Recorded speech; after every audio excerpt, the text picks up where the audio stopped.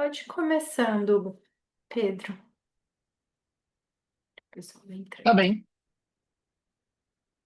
muito prazer. Estou super feliz de estar aqui. Acho que essa é falando com a Bia, minha terceira ou quarta aula para essa turma, para esse grupo de seleção de talentos. E aí é um tema que eu adoro falar. Poderia ficar, se vocês não me encerrarem a aula às 9, eu ficaria horas aqui falando sobre esse tema. Então, enfim, privilégio estar aqui compartilhando com vocês. Eu sei que é de noite, que está todo mundo muito cansado, mas eu não posso deixar de dizer que eu adoro quando as pessoas abrem a câmera, interagem comigo e fazem perguntas. Então, quem não puder, eu vou entender, mas quem está naquela dúvida, assim, vou ou não vou, eu adoraria, com certeza vou ficar ainda mais animado para estar aqui com vocês. Deixa eu compartilhar a minha tela. Vocês me avisem quando estiverem vendo. Já estão me vendo? Já estão vendo minha tela? Muito bem. Eu vou me apresentar rapidamente e aí depois eu vou convidar vocês para uma rápida rodada só para vocês me contarem quem são, da onde vêm, do que se alimentam e aí a gente fica mais próximo. Ah, gente, eu sou o Pedro. Acho que a primeira coisa que as pessoas costumam notar sobre mim é que eu sou gaúcho. O meu sotaque não esconde. Eu moro em São Paulo desde 2019, mas, né, é rápido para as pessoas notarem que eu sou do Sul. Eu sou psicólogo de formação, algumas especializações, e desde o início da minha carreira eu entrei para a área de RH, mais especificamente recrutamento. Então já são um pouco mais de 12 anos trabalhando com recrutamento. Algumas das empresas que eu passei foram Dell, Sicredi, Índigo, e aí mais recentemente minha experiência mais longa foi liderando os times de recrutamento do Nubank. E agora, desde outubro de 2024, eu estou no quinto andar. Então, meus primeiros meses foi fazendo uma revisão da nossa estrutura de recrutamento e seleção, e há poucos meses eu fiz uma migração para a área de HRBP. Então, o que eu posso dizer para você, eu até comentei com a Bia que essa provavelmente é a minha última aula sobre recrutamento, que eu estou precisando, né, me conectar com outros assuntos. Então, se vocês acharem ruim, no final vocês podem dizer, nossa, mais ninguém vai ter que passar pelo que a gente passou. Se vocês acharem bom, vocês podem pensar, nossa, fomos os últimos privilegiados a ouvir. Eu vou dar, eu, eu faço esse disclaimer aqui para definir uma barra, né, do que esperar. Acho que esse é um pouco sobre mim. Estou casado com a Augusta, sou pai de pet do Zé. Talvez daqui a pouco ele apareça aqui por no meu colo. Vocês vão poder conhecer ele. Então, isso é um breve resumo sobre mim. Eu adoraria fazer uma rodada. Como a gente não vai ter tempo de eu aprofundar, conhecer vocês, mas só o nome, onde trabalham e que área dentro do RH vocês estão. Se alguém quiser falar alguma coisa de expectativa para hoje, mas vamos fazer rápido para a gente não perder o nosso time. Então, quem quer começar? Eu posso começar, já que eu entrei primeiro aqui. Bom, meu nome é Renata, eu tô entre trabalhos, então eu saí do trabalho que eu estava e semana que vem eu começo um novo trabalho. Vou entrar numa empresa, uma franqueadora de clínicas de odontologia, vou assumir toda a área de RH lá, todos os processos, o que é bem interessante porque no meu último trabalho eu cuidava só de um pedaço, né? Eu tocava as áreas de operações, remuneração, analytics e saúde corporativa. E Muito bom, parabéns pela recém-retornada, nova posição. obrigada, obrigada. Recém-retornada a São Paulo, depois de 9 anos fora, me mudei de volta para cá essa semana. Muito bem, agora então somos vizinhos. Prazer, Renata, obrigado. Quem segue? Eu posso falar aqui? Ah, vai lá, Séries, depois eu falo. Tá bom. Bom, meu nome é Séries, eu trabalho na Capta. Hoje eu sou head de que a gente chama aqui de gestão e performance, gente e performance. A Capta é uma startup, uma fintech na área de pagamentos. E eu vim da área financeira. Na verdade, estou fazendo uma migração de carreira bem diferente. Hoje o meu foco é muito mais performance. Eu tenho uma pessoa que cuida mais da área de gente, assim. Então eu fico um pouco mais focada ali na área de gestão, mas eu sou líder da área. Então eu acabo olhando de tudo um pouco. É como se eu fosse COI, People Ops e sou BP também, tudo ao mesmo tempo. Mas Que eu tenho um legal. BP, né, específico, mas eu olho de tudo um pouco. Seja muito bem-vinda ao lado feliz do mundo corporativo.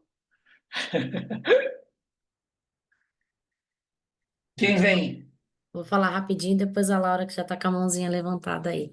Bom, prazer, eu sou a Fátima, faço parte da empresa Plurix, não sei se já ouviu falar aí, mas é uma empresa do varejo alimentar aí do Pátria.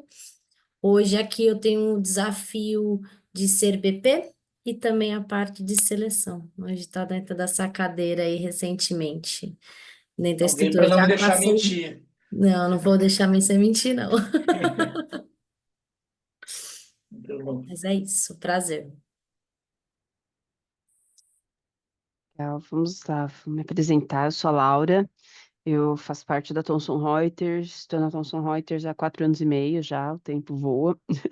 Eu sou de recrutamento e seleção, né? Então, desde quando eu entrei na Thomson Reuters, estou em recrutamento e seleção. Nos últimos 2 anos, mais ou menos, eu tenho também ficado com algumas atividades relacionadas à marca empregadora, né, e também um pouco de desenvolvimento, especialmente quando a gente fala de early career. Então, é uma aula que eu estava bem ansiosa, estou bem feliz que chegou. Vamos falar de recrutamento e seleção que eu amo. Então, acho que vai ser muito boa a noite. Agora que eu sou BP, eu digo para as outras áreas especialistas que elas não me levem a mal, mas eu acho a área de seleção a mais legal de todas. Então, estamos alinhados. Tem que concordar, tem que concordar. Quem que vai seguir? Acho que posso ir eu aqui. Oi, Pedro, eu sou Lorena. Oi, Eu Lorena. sou de Belo Horizonte, mas moro hoje em Sete Lagoas. Tô hoje como gerente de gente, gestão e financeiro na Ambev, na fábrica de latas que fica aqui em Sete Lagoas. Tem 2 anos que eu tô na função. Antes eu já tinha passado por todas as áreas produtivas. Durante 3 anos, tenho 5 anos aí de companhia. Então, 2 anos na área de gente. E atuo, né, de maneira mais generalista mesmo, com todos os processos debaixo de mim, com o COI auxiliando bastante, mas sendo ali, né, gerenciando todos os processos dentro da fábrica. Muito bom, muito prazer. Oi, pessoal, boa noite. Seguindo aí o eixo Belo Horizonte, eu sou Raquel Faria, trabalho no Sesc Minas, né, localizado em Belo Horizonte. Atualmente estou como coordenadora de educação corporativa no Sesc, então atuo aí com programas de desenvolvimento, treinamento, né, algumas ações aí de DHO. Você sabe que aqui o Quinto Andar é fundado por dois mineiros, né? E o pessoal tem um viés positivo por mineiros aqui. Se é mineiro, já o pessoal já quer contratar. Então, Legal. prazer conhecer vocês. Quem não Oi, falou ainda? eu sou Marcela. Eu trabalho na JA Rio de Janeiro, Junior Achievement, é uma ONG que trabalha com programas de educação empreendedora, educação financeira para jovens. E eu estava mais na área de gestão de projetos e agora fui para a área de coordenação pedagógica. E eu estou, né, nesse processo de fazer uma transição para a área de RH. Eu já tive, a minha experiência foi com recrutamento e seleção na 99 Jobs, então eu atuei muito também nessas portas de entrada, né? Estágio, trainee, jovem aprendiz, então eu tenho esse olhar mais para essa porta de entrada no recrutamento e seleção. Muito bom, muito prazer. Eu fiz Junior Achievement na minha escola. A gente fez uma vela que vendeu muito. Ah, você fez uma mini empresa. Sim. Ah, legal, legal. Muito bom. Oi, pessoal. Oi, Pedro. Eu sou a Viviane, eu trabalho numa empresa de tecnologia, Activity. Hoje eu atuo na cadeira de gestão de HRBP, né? Lidero aí um time de 6 analistas. Tive uma Prazer. passagem com Talent Acquisition, mas muito atuando ali como facilitadora, apoiando, e não efetivamente fazendo a seleção. Hoje acabo entrando mais assim, quando tem uma contratação de um executivo que a gente precisa conversar, e aí passa também pela validação do BP dentro da empresa. É isso. Muito bom, prazer. Oi, Pedro, boa noite. Eu sou a Fernanda. Eu trabalho na área de remuneração da Ultracargo, uma empresa do grupo Ultra, né? Tem Ipiranga, Ultragás e a gente, entre outras aí. Já fiz um pouco de tudo dentro do RH, inclusive recrutamento e seleção. É isso. Muito bom. Eu não sei se o pessoal que está com a câmera fechada quer falar. Tá aí.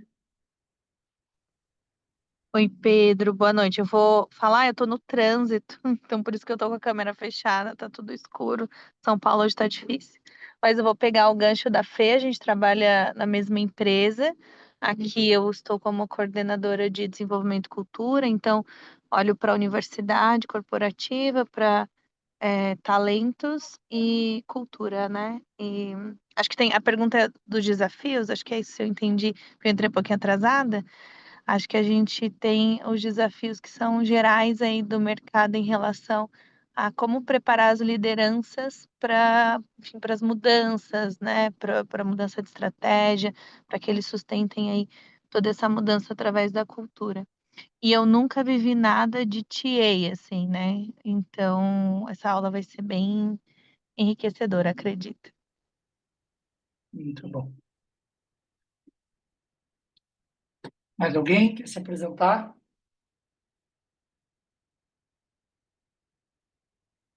Boa, seguimos então.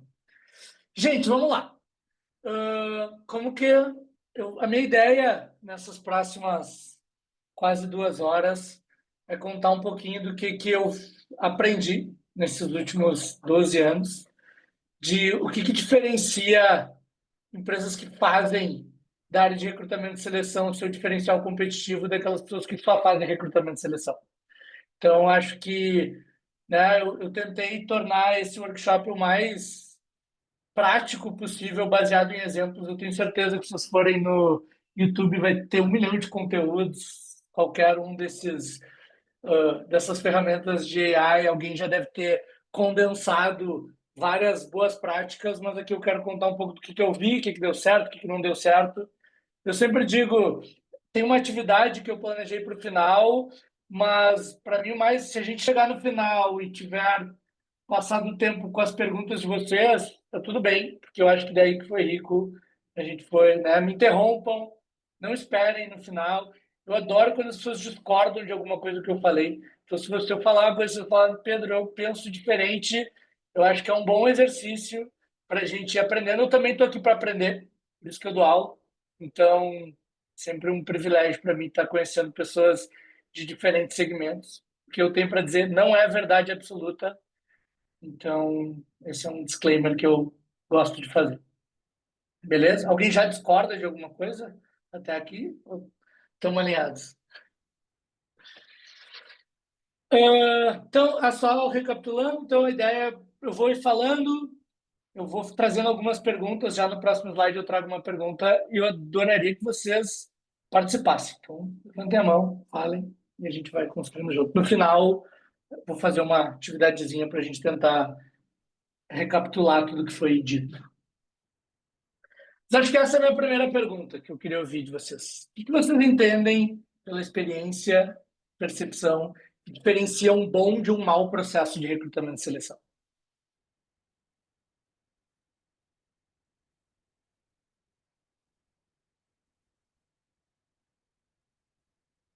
Só vou pedir que fale uma de cada vez, né? Porque senão é difícil de...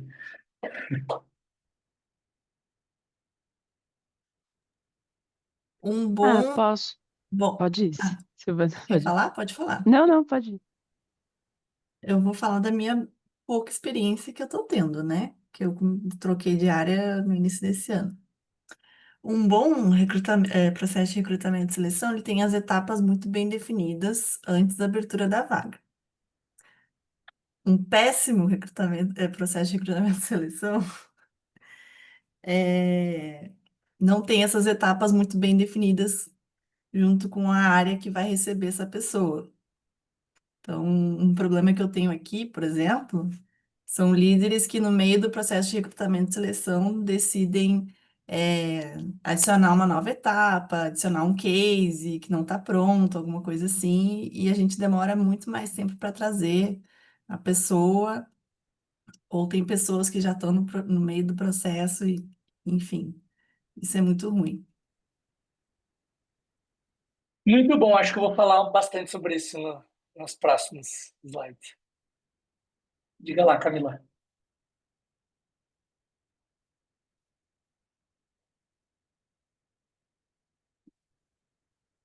Acho que você está no mudo, não sei se você está falando. Oi, Agora sim. oi. Eu cheguei um pouquinho atrasada, desculpa. Só me apresentando, eu sou Camila, eu trabalho no CID, é um instituto de pesquisa e tecnologia. Nasceu da Samsung, mas hoje a gente já tem aí outros clientes. Sempre atuei com recrutamento e seleção, então acho que a aula de hoje vai ser muito boa, muito produtiva. E hoje eu estou atuando com treinamento e desenvolvimento, né? Então acho que um dos nossos desafios, inclusive, é consolidar a área de T&D, porque admissão, né, departamento pessoal como um todo, recrutamento e seleção já estão muito bem estruturados. Treinamento e desenvolvimento não, né? Cada área quer fazer o seu, quer ter o seu próprio treinamento, então eu acho que esse é um dos principais desafios. Mas falando um pouquinho da pergunta aí de o que é um bom, né, treinamento, concordo, né, com o que a Séries falou, eu acho que tem que ter as etapas estruturadas, né, é um bom treinamento, é um bom recrutamento, né? Um bom processo seletivo, alinhado junto com o solicitante da vaga, né? Com o gestor. Eu acho que isso é bem importante, né? É ter clareza no que está buscando, né? No perfil, né? E o que é ruim, um mau processo seletivo, eu acho que é o oposto, né? Tipo, não sabe o que quer, não sabe se quer, né? E coloca, às vezes acaba colocando muitas etapas, parece que está querendo dificultar o caminho, muitos candidatos bons e parece que nenhum serve e acaba demorando muito, acho que demora no processo seletivo também, por não saber direito o que está querendo, eu acho que isso acaba deixando o processo ruim, né, e acaba também prejudicando a imagem da empresa, então eu acho que tem que ter muito definidinho, assim, os passos, e o perfil também, essa pessoa faz sentido, não faz sentido, como que essa pessoa vai entrar, e a questão, né, do processo mesmo, do tempo, né, não deixar um negócio muito moroso, né, senão acaba sendo ruim para todos, né, para o candidato, para a empresa, para o gestor, não sabe direito o que quer, eu acho que isso não é legal. Muito bom, eu vou falar um pouco sobre isso, sobre o que os estudos dizem que é uma quantidade de etapas ideal para um processo seletivo. Teve uma pesquisa bem massa que o Google fez com formação de 30 mil candidatos, mas eu vou deixar para a hora certa. Eu acho que era a Laura primeiro, não sei, acho que a Laura levantou a mão primeiro, depois a Raquel. Ah, tá. Não, eu ia comentar, acho que nesse ponto de ter etapas definidas, acho que pega em todas as empresas, acho que é difícil, em todos os níveis, assim, às vezes desde uma vaga júnior a gente pode enfrentar isso até vagas mais estratégicas, mas um ponto que eu vejo que também mudou bastante no time que eu tô, e eu vi um pouco dessa transformação, a gente tem que conhecer o negócio. Assim, um recrutador que conhece, que entende a área que ele vai atender, ele vai conseguir performar muito melhor, né? Então, eu fiquei com áreas corporativas, então hoje eu entendo muito melhor um perfil, consigo diferenciar um do outro. Então, acho que esse foi um ponto que a liderança trouxe para a equipe que eu tô e que, assim, foi muito bom, sabe? A gente poder não ficar só isolado dentro de RH, mas estar perto dos líderes, aprender, acho que traz muito mais efetividade, assim, somos muito mais efetivos a partir, né, dessa conexão com o negócio. Então, acho que, né, para além do que a gente sabe de problemas de talent acquisition de um modo geral, eu acho que conhecimento é muito importante, mas era só minha contribuição, de Raquel. Bom, Pedro, eu acho que o bom e o mau processo ele está muito estruturado também no profissional saber fazer as perguntas corretas, sabe?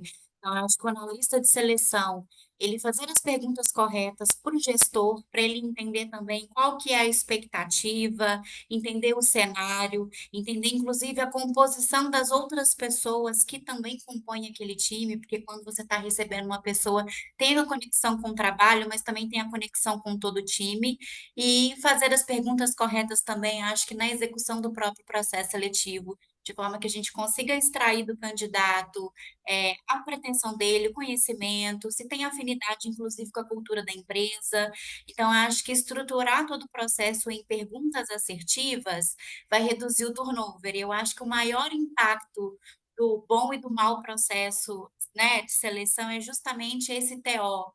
Muitas empresas têm um tempo de reposição que demora um pouco mais de tempo, então isso é um retrabalho aí que perpassa e cai justamente assim lá na ponta, né? Então, acho que ter as perguntas corretas desse profissional, até para ele poder entender também o líder, né? Às vezes o gestor ele vai brifar uma vaga e nem ele mesmo sabe muito bem o que que ele quer, ou sabe qual que é o jeito que dá para ele gerir. Então, acho que perguntas corretas vai direcionar esse caminho. Muito bom. Vocês estão, já nem precisam dessa aula, vocês já sabem tudo. Mas vamos lá, gente. Quando eu penso num processo de seleção, eu divido ele em 4 grandes etapas. Eu acho que a gente tem que, né, existem estratégias para a gente fazer cada uma delas serem melhor. Acho que tem essa parte de planejamento e alinhamento. Pela minha experiência, é onde a maior parte das lideranças e das empresas subestimam essa etapa. Então, não sei se vocês já viveram aquela coisa tipo, não, vamos abrir uma vaga para ontem, estou com muita pressa, daí adiciona um monte de candidato, faz uma porrada de entrevistas e chega no final, nossa, não era isso que eu estava procurando. Daí volta, refaz o alinhamento, muda todo o sourcing de candidatos e aí a gente já perdeu um super tempo. Então, poder pegar esse momento, investir o tempo de entender o que a gente está buscando, né? Testar ali alguns nomes para depois escalar, é uma das coisas que eu, né? E aí a gente vai dividir um pouco melhor. Depois é pensar bem na etapa de avaliação, né? Como que a gente vai ter case? Quem que vai entrevistar? Quantas etapas vão ter? De que forma, né? Acho que uma outra coisa que é muito comum, talvez só nas empresas que eu trabalhei, nas de vocês não deve ser assim, mas que vão lá, todo mundo entra, faz as mesmas perguntas para os candidatos e no final chega todo mundo, fica com as mesmas certezas e com as mesmas dúvidas. Então, a capacidade da gente pensar num processo que vai olhar de forma holística e diferentes pessoas vão estar trazendo evidências sobre aqueles candidatos é o que nos dá mais segurança de tomar a decisão correta. Terceiro lugar, como que a gente vai tomar a decisão? Vai ser só um monte de gente em entrevista, depois essas conversas nem se conectam e o gestor vai lá e toma uma decisão desconectada. Existem mecanismos que as diferentes empresas foram criando para que a gente combine o resultado dessas avaliações e tome a decisão mais acertada. No Nubank, no Quinto Andar, é comum, às vezes, uma pessoa é aprovada em todas as etapas do processo e quando a gente senta, a gente tem aqui um formato de comitê de contratação, hiring committee, a pessoa é reprovada, porque a gente, né, parou, olhou por diferentes ângulos, conectou as informações. Então, né, esse processo de tomada de decisão. E o que eu chamo de fechamento é a parte da oferta, como que a gente apresenta a oferta para as pessoas candidatas. Eu deixei numa outra cor, porque eu não vou aprofundar nisso aqui hoje. A gente vai passar um pouco mais pelas 3 etapas anteriores. Beleza? Estão comigo? Então, vamos lá. Gente, eu acho que esse ponto, vocês falaram bastante sobre isso nas respostas de vocês, mas quando o papel da liderança e em última instância, da pessoa recrutadora, do time de RH, é extrair e fazer essas lideranças, o dono, a pessoa que for dona da vaga, refletir como que essa nova contratação pode impulsionar esses objetivos da, né? Não é só trazer mais uma pessoa. E ainda mais no momento de headcount limitado, uma pessoa nova é muito crítica, né? Então, a gente garantir que a gente está tirando o máximo daquilo, assim, o que falta para aquele time, como que essa pessoa vai complementar né, aquele grupo de pessoas. Então, e aí eu trago aqui um exemplo que eu uso muito, assim, quando eu vou abrir uma vaga. Então, digamos que essa pessoa que a gente está contratando, ela seja a quinta pessoa de um time. E nós já temos ali o João, a Maria, o José, a Andréia.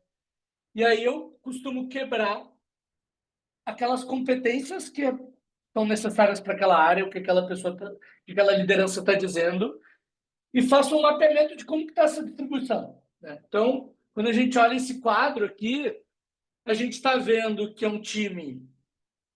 Isso aqui eu fiz num exemplo de um workshop que eu estava dando para uma galera que trabalhava no hospital. Então, eles precisavam contratar enfermeiros. E aí, a gente olhou, pô, a maior parte do time tem um forte conhecimento clínico, entendia que para a enfermagem um nível de empatia alto era muito importante, e rápida tomada de decisão vinha em terceiro lugar, só que a gente tinha um gap de capacidade de priorização e um senso de disciplina e responsabilidade. Bom, aqui a gente já tem uma pista do que a gente poderia focar para trazer mais de fortaleza naquela pessoa candidata. Né? A gente poderia, se seguisse assim, só vai lá, entrevista e começa a repetir, vai trazendo sempre o mesmo perfil e não necessariamente a gente aproveita aquela oportunidade para ampliar. Então, se a gente não para fazer esse momento de planejamento e alinhamento, há uma grande tendência de a gente seguir repetindo, inclusive muitas vezes à luz das competências daquela liderança que está tomando aquela decisão, né? E aí a pessoa começa a repetir, pessoas sempre do mesmo perfil. Então, quando eu tenho esses 5 pontos que, para mim, são aqueles que a gente precisa cobrir quando a gente vai fazer um intake meeting, abertura de uma vaga, que é garantir que a gente sabe quais são as principais expectativas daquela vaga e eu faço a liderança listado, tipo, ó, a pessoa ideal vai precisar fazer o quê, exatamente? X, Y, Z. Daí, depois, eu peço para essa liderança escrever o candidato ideal em 4 categorias. Quais são as habilidades que essa pessoa precisa ter, as atitudes que ela quer esperar, conjunto de experiências e pelo que essa pessoa precisa se motivar.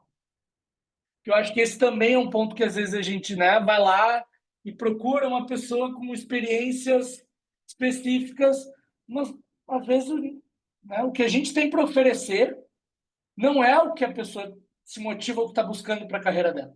Então, esse casamento e fazer essa liderança refletir sobre isso é muito importante. Inclusive, como uma estratégia para ela conseguir vender melhor a posição. Depois, eu acho que conecta com isso que eu estava falando, dessa perspectiva realista da vaga, o que é muito legal do que a gente tem para oferecer e o que não é tão legal. Nossa, essa pessoa vai entrar, o time está mudando todo, nível de pressão, a gente teve um resultado horrível no último ano, então a pressão que essa pessoa vai entrar é muito grande. Cara, poder pensar sobre essas coisas, né, faz muita diferença e nos permite ter conversas realistas, tanto com a liderança quanto com as pessoas candidatas. Definir o painel de entrevistadores para evitar isso que não vou lembrar, acho que foi a Férez que falou, né? De adiciona uma pessoa no meio do caminho, adiciona uma etapa, muda quem vai entrevistar. Eu começo um processo seletivo sabendo não só quem vai entrevistar e o que essa pessoa que vai entrevistar vai avaliar no processo. Não é só vai lá e entrevista, conheça os candidatos. Não. Você vai entrevistar e você é esperado que avalie o aspecto de empatia ou os conhecimentos técnicos daquela pessoa. Todo mundo já sai uma... E aí entra esse ponto do foco de avaliação, que é, para mim, o resultado dessa etapa de planejamento ele seria isso. Então, o Pedro ele vai fazer a entrevista de recrutamento, a área foco dele é aspectos de agilidade e motivação. essa entrevista vai durar 30 minutos. Depois nós vamos ter uma entrevista com a liderança, que é a Maria. A Maria vai olhar aspecto A, B e C, uma entrevista de 60 minutos. Depois nós vamos para um case técnico. O case técnico vai ser feito por determinadas pessoas e vai olhar tal coisa. E no final, a gente junta e cada pessoa olhou uma partezinha daquilo que é esperado daquela pessoa candidata. Né? Eu já vi muitos processos seletivos acontecerem que é... Então tá, estamos contratando um engenheiro de software. Vai lá, conhece. Me conta da sua trajetória. A pessoa gasta 5 entrevistas falando as mesmas respostas para todas as pessoas, aí chega no final e tá todo mundo com aquela, eu gostei disso. Normalmente é o que a pessoa conta e as dúvidas estão, né? Para mim, quando chega no final de um processo seletivo e a gente diz, você sabe que eu estou na dúvida, eu não sei se essa pessoa é boa nesse aspecto, o processo seletivo foi mal feito. Né? Esse é o momento que eu pauso e dou a chance de vocês discordarem de mim. Dizer assim, Pedro, você está falando uma bobagem aqui. Algum contraponto? Não. Esses exemplos que eu estou trazendo acontecem nas empresas de vocês ou era só nas minhas? Acontece. Tá bem. E eu acho que tem um ponto aqui dessa parte até, pode olhar e pode parecer assim, nossa, é muito detalhado. Tipo, por quê? Está enrijecendo demais o processo. Mas, gente, às vezes, tipo assim, saber que uma entrevista vai durar 30 minutos nos permite saber que o nível de quanto eu vou aprofundar numa avaliação, ela é muito limitado. Uma entrevista inicial, a gente tem que engajar a pessoa candidata, a gente tem que pegar aspectos de pretensão salarial, a gente tem que vender essa empresa, a gente tem que falar sobre o processo seletivo. Então não adianta eu botar 5 aspectos para avaliar em profundidade, se eu vou ter uma entrevista de 30 minutos, eu tenho que fazer todas essas partes. Né? Então, isso nos ajuda também a ir criando um planejamento bem realista do que vai acontecer. Eu acho que ele educa as pessoas de como se preparar para um processo seletivo, inclusive internamente. Gente, as etapas de avaliação, quando a gente pensa, né, a gente avaliar um candidato, ele começa com uma triagem, depois a gente tem a etapa de fazer essa primeira, conhecer os candidatos, engajar, depois a gente vai para uma etapa que eu recomendo muito, assim, de ver a pessoa lidando com problemas reais, a gente vai para as etapas decisivas, que é onde a gente afunila, a gente faz uma proposta e a gente tem, né, a etapa de contratação. E aqui eu já faço um disclaimer que hoje em dia, uma das grandes discussões que as empresas de tecnologia estão tendo é como que a AI pode disruptar o nosso processo. Acompanhe meu raciocínio. Historicamente, a gente pensou um processo seletivo como um funil. A gente fala com um montão de pessoas se aplicam, daí a gente aprova 10% daquelas pessoas se aplicaram, depois a gente faz um screening, reduz ainda mais, leva para as etapas técnicas e chega no final a gente contrata uma pessoa. Para que você tenha uma ideia, eu era responsável pelo processo de gerentes de produto do Nubank. A gente recebia 400 aplicações por semana. A gente entrevistava umas 30 pessoas dessas 400 que se aplicaram. Então, a gente aprendeu a pensar no processo seletivo como um paradigma da escassez. Né? Temos que afunilar. Se a gente conseguir, cada vez mais estão vindo ferramentas que podem nos permitir entrevistar todo mundo. Hoje em dia a gente pode fazer phone screening por vídeo. A gente apresenta as perguntas que a gente faria, os candidatos gravam aquelas entrevistas e com AI a gente consiga filtrar as pessoas que estão mais aderentes àquelas respostas que a gente está esperando. Pedro, mas é muito diferente, é um robô, não tem aquele aspecto humano. Beleza, e se a gente adiasse o momento do afunilar e conseguisse trazer mais gente para o processo seletivo. Né? Hoje, para muitas empresas é uma dor o processo de revisão de currículo, os candidatos ficam lá por um mês, tem gente que às vezes leva vários meses para receber um retorno. Então, eu trouxe aqui essas etapas de avaliação, já com esse disclaimer da gente começar a olhar para novas ferramentas que nos permitam avaliar mais pessoas, porque essa discussão já está acontecendo, e se as empresas de vocês não estão fazendo, não quero ser cavaleiro do apocalipse, mas já estão atrasados. Diga lá, Camila. Pedro, essa questão aí, tipo, recebo 400 candidatos e entrevisto 30. Esses 30, né, esses 30 que você entrevista, os demais, eles já passaram pela triagem, tipo, currículo nada a ver, ou vocês, assim, acabaram entrevistando 30 porque era o que deu? Como que você faz também essa triagem? Você analisa o currículo e a maioria é descartado por falta de perfil mesmo, perfil técnico, ou não? Tipo, a maioria tem aderência técnica, mas por tempo, disponibilidade, enfim, N motivos, é isso que vocês conseguem entrevistar? Na maior parte das vezes era esse exemplo da vaga de produto, a gente acabava olhando a maior parte das pessoas, mas como era uma atividade manual feita por um ser humano, o nível de atenção que essa pessoa chegava quando avançava uma série, a gente tinha um número de slots disponíveis de entrevista. Quando passava isso, então eu acho que ele é um trabalho que ele tem um alto risco de não ser feito com nível de cuidado e atenção. Vou dar um outro exemplo.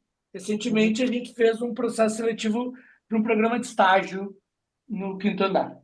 A gente recebeu 25 mil aplicações para esse programa de estágio.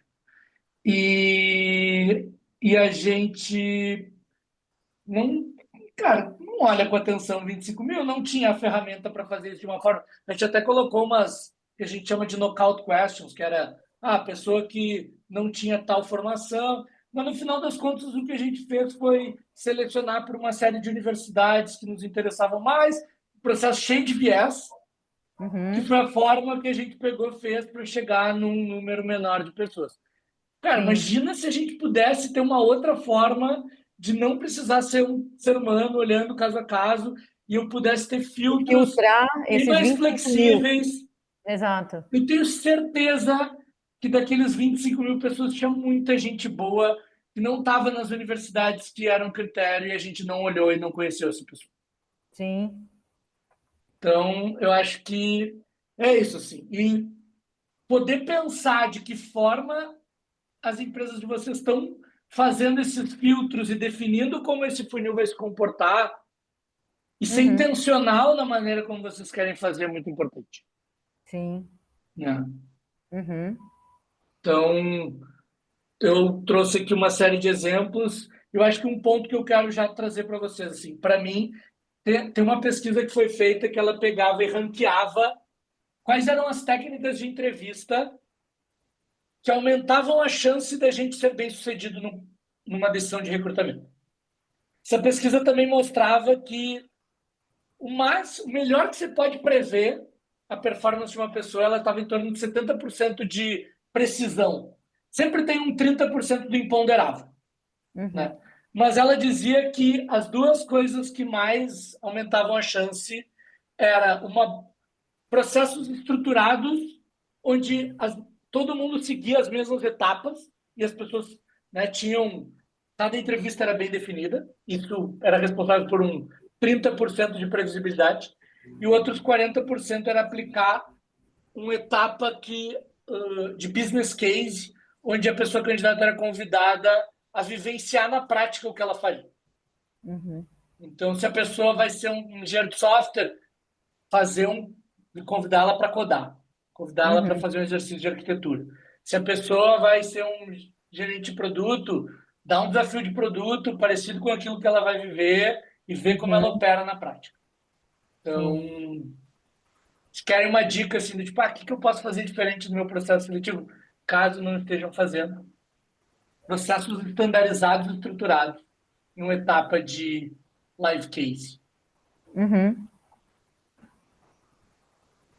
E aí a gente entra nesse ponto aqui que é o que eu dei o spoiler ali, que foi o exercício do Google. Eles, todo mundo já deve ter ouvido falar que o Google é conhecido por ter um processo seletivo muito difícil, e é muito difícil de entrar, e todo mundo quer entrar, e todo aquele aquela coisa que existe em volta do Google. No início, há uns anos atrás, o Google, a forma como eles faziam para parecer que eles eram muito bons, a média de tempo do processo tinha de 12 a 15 entrevistas. Uma pessoa levava em torno de 6 meses para ser aprovada num processo seletivo do Google, né? 6 meses, o ChatGPT já é passado hoje em dia, né? Já vai ter alguma outra ferramenta vindo aí. Então, quem é que pode se dar o luxo de levar 6 meses para contratar uma pessoa?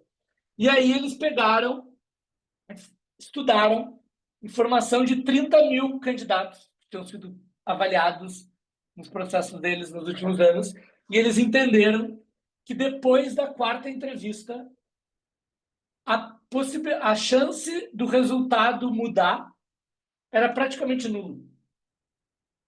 Então, a partir da quarta entrevista, a pessoa só gastava mais tempo. Você estava desperdiçando tempo de todo mundo, dos candidatos, dos entrevistadores.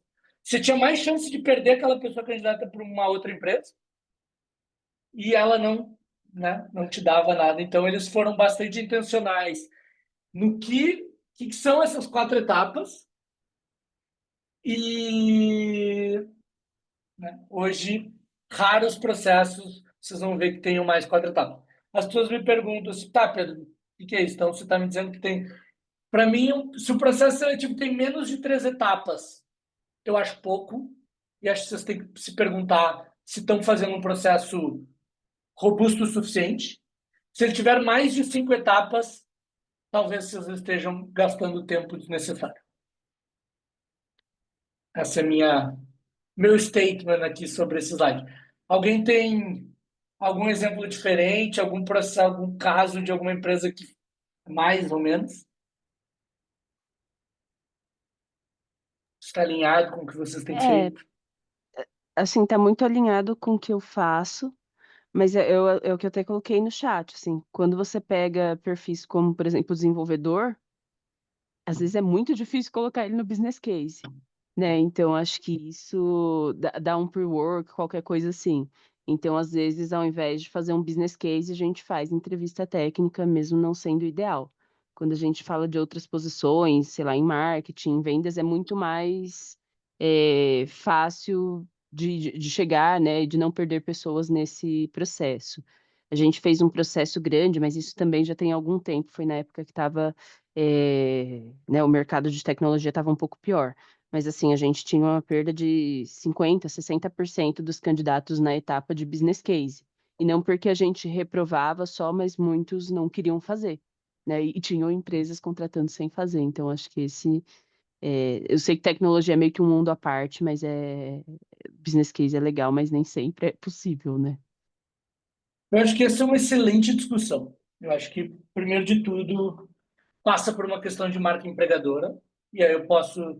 O esforço que eu tinha para contratar uma pessoa de tecnologia no Sicredi era muito diferente do que eu tinha no Nubank, e faz parte. Então, você tem que saber qual a marca empregadora. Mas eu acho que aí, sobre ter ou não ter business case, para mim, a diferença é se você vai mandar um case para a pessoa fazer em casa e ela precisa gastar tempo dela fora para fazer, que eu concordo, que aí se você tem uma marca empregadora que não é tão forte, a chance da pessoa não fazer é muito grande. Mas isso não deveria ser uma verdade de você fazer um live case e convidar a pessoa para vir e a entrevista ser o case, ao invés de ser me conte da sua experiência. Então, a gente viveu isso em determinado momento do Nubank, a gente precisava contratar muito e a gente tinha uma taxa de pessoas saindo do processo perto de 25%. E normalmente eram as pessoas com a maior taxa de empregabilidade, porque a gente mandava um case que a pessoa tinha que gastar, em média, quase 8 horas para fazer na semana, e entra numa discussão até de diversidade, que é que pode fazer e tudo mais. E aí a gente montou um case ao vivo. A pessoa chegava, a gente dava as instruções e ela fazia. Se a pessoa se recusa a fazer isso, beleza, então talvez não é a pessoa para trabalhar na sua empresa. Mas encontrar esse balanço ideal assim do que a empresa está disposta a ceder e o que você vai exigir do candidato é importante. Pedro, uma pergunta. Tá me Diga, ouvindo? Wesley. Tô. Ótimo. Cara, e qual que é o limite entre quero uma consultoria de graça no business case versus estou realmente avaliando o candidato. Porque quando eu olho para o mercado, e até por colegas, tá, de RH que eu troco bastante, e assim, sendo bem sincero entre a gente aqui, cara, muita gente abre justamente porque quer uma consultoria, né? E coloca realmente os desafios da empresa, só muda os nomes ali por uma questão de LGPD, né? Mas como que é o limite? E realmente, quando a gente chega nessa etapa, muita gente cai, porque a pessoa se sente até usada, dependendo, né? A gente leva 3, 4 pessoas para fase finalista e a gente acaba aprovando um. Muito boa pergunta, Wesley. A gente já estive na situação de discutir esse dilema muitas vezes. Quando eu entrei no Nubank, eu era responsável pelo recrutamento do time de design. E para a galera de design isso é muito crítico, porque a pessoa cria uma peça. E aí, né, depois... Então, a estratégia que a gente fazia, a gente usou duas. Uma é nunca dar o case de aspectos da empresa. Então, nenhum dos casos a gente sempre, sei lá, uma das etapas técnicas do case para contratar designers no Nubank era o que a gente chamava de app critique. Então, a pessoa ia lá e ela tinha que fazer uma crítica da usabilidade de um aplicativo digital. E a gente usava o aplicativo da Vivo ao invés de fazer a pessoa criticar o aplicativo do Nubank. Então, não tem como ela dizer que ela, né, cobrar por nada daquilo. Outra coisa que às vezes a gente fazia era o que a gente chamava de portfólio review. Então, a pessoa trazia o portfólio dela, coisas que ela criou, e a gente ficava dissecando aquela experiência e fazia perguntas. Então, para Product Manager era a mesma coisa. O nosso case que a gente dá para as pessoas fazer era como melhorar o aplicativo do Uber. E a pessoa estava ali como né, trazendo a perspectiva dela como um gerente de produto digital de um outro aplicativo. Então, acho que é uma preocupação relevante. Minha sugestão é sempre usar para pensar, para ver como a pessoa pensa, mas evitar trazer alguma coisa que seja alguma dor da empresa naquele momento. Legal. E você tem algum limite de cargo que seria aplicável ao business case? Por exemplo, um gerente, até um gerente ok, um diretor já não vem ao caso.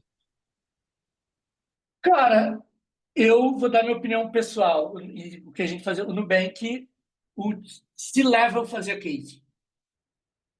Qualquer pessoa fazia case. E essa era uma decisão da empresa que entendia que não a melhor forma da gente testar a capacidade de sucesso daquela pessoa na empresa é trazendo case. E aí, obviamente, a gente ia fazendo o nível de esforço de uma pessoa júnior numa área específica era diferente de uma pessoa mais sênior, mas para todo mundo. No quinto andar não é tanto assim, a gente deixa os cases para as posições até um nível inicial de gestão, não tem feito tanto para as posições mais sêniores. Se eu ficasse mais tempo na área de recrutamento, eu mudaria isso. Então, assim, eu Boa, acho que tem valeu. que ter. Fala, Gislene. Ô Pedro, eu vou entrar um pouquinho no assunto. Eu nem me apresentei porque eu estava com duas crianças berrando aqui agora. Faz parte. Mas eu estou como coordenadora de atração e seleção no Sesc em Minas e concordo com você com relação aí às etapas, né? Eu acho que a gente tem que ter uma agilidade, uma SLA no processo seletivo, não dá para se estender com muitas etapas, mas eu preciso de uma qualidade no processo seletivo. E aí, Wesley, uma das nossas dores dentro do SESC era sobre isso, porque a nossa legislação fala sobre etapas objetivas, então eu tenho que provar que o processo seletivo ele teve etapas objetivas, então a gente utiliza o case técnico. E aí a gente utiliza muito a estratégia do Pedro, que é não utilizar dados da empresa, né, até por causa de apropriação intelectual, trabalhar muito com portfólio e não usar produtos que são usuais do SESC. Mas quando você fala, o Pedro, com relação aí a case, a gente sabe que não se aplica a todos os cargos hoje. Hoje, assim, principalmente pela diversidade de cargos que eu contrato hoje dentro do SESC, e aí o que a gente está conseguindo realmente aí é alguns processos seletivos, a retirada de case, por exemplo, o médico. Médico, ele está num patamar acima de Deus e ele não faz meus cases. E aí eu realmente assim não consigo parar um médico para fazer todas as etapas do processo seletivo. E aí eu tenho que ficar realmente flexibilizando algumas etapas. Eu acho que é um bom ponto e, obviamente, tem nuances de cada segmento. Acho que a recomendação que eu daria nesse caso é, se você tem um segmento do seu pool de talentos que não está disposto a fazer case, como que você cria entrevistas que você traz questões mais situacionais, menos de passado? Eu acho que é ruim você ter um processo seletivo onde todas as perguntas são: me conte uma vez que você teve que fazer tal coisa, me conte sua experiência, e fica todo mundo ali. Então, não vai fazer case, você vai ter uma série de perguntas situacionais do que a pessoa vai viver, você vai levar aquilo para a entrevista e você vai vendo como que ela se sai, né, dentro daquelas perguntas. Existe um workshop que um dia a gente pode combinar de dar, não está aqui hoje, mas é de como preparar boas perguntas para entrevistas, como fazer uma coisa que a gente chama de pivotar. Então, a pessoa dá a resposta, você muda o cenário do que ela respondeu, vê a flexibilidade dela de mudar de opinião. Então, tem várias coisas que dá para fazer e seria a minha recomendação caso você entenda que um case não se aplica.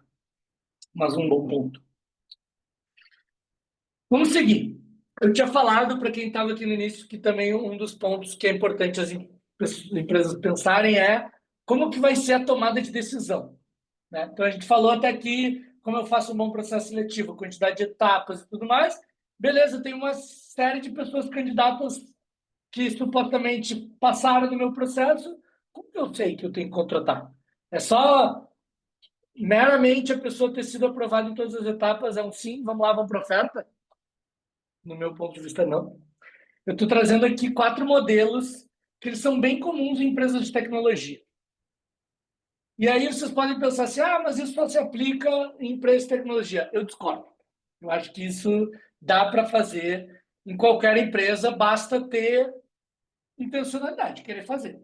E aí vai se adaptando, cria formas, né? Isso que hoje no Quinto Andar a gente tem esse comitê de contratação que a gente faz para vagas de operações, para vaga de qualquer vaga administrativa, inclusive as vagas de tecnologia. Mas vamos lá. O mais famoso, talvez vocês já tenham ouvido falar, o Barraiser. Vocês já ouviram falar no Barraiser? O Barraiser é um modelo que ele ficou muito famoso pela Amazon, que como que funciona? Você tem um processo seletivo, você tem um pool de pessoas altamente treinadas dentro da empresa, que eles são os Barraisers. Então, eles conhecem muito dos valores da empresa, eles têm um conjunto de perguntas e essas pessoas elas são convidadas a entrar num processo seletivo, numa das etapas. Elas não precisam ter nenhuma relação com aquela vaga.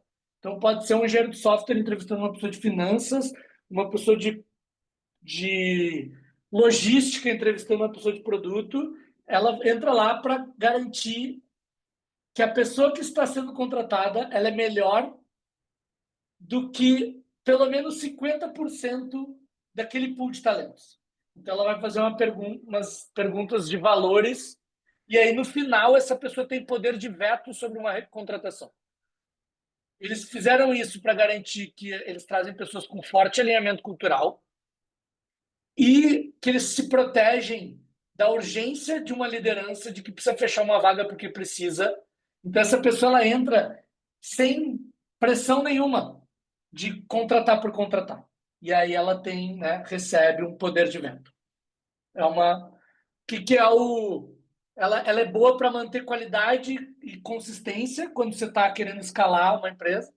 Você tem esse risco de o processo ficar mais lento, ele gera uma demanda muito grande para um grupo pequeno de pessoas, as pessoas investem muitas horas com entrevista, e tem esse problema de, às vezes, entra uma pessoa totalmente sem contexto e barra um processo seletivo e, sei lá, talvez, se ela conhecesse melhor a realidade da área, ela poderia aprovar aquela pessoa candidata. Tem o modelo do comitê de contratação, que ele ficou muito famoso pelo Google. Hoje é o formato que a gente usa no Quinto Andar. Como que ele funciona? Cada área tem um comitê de contratação.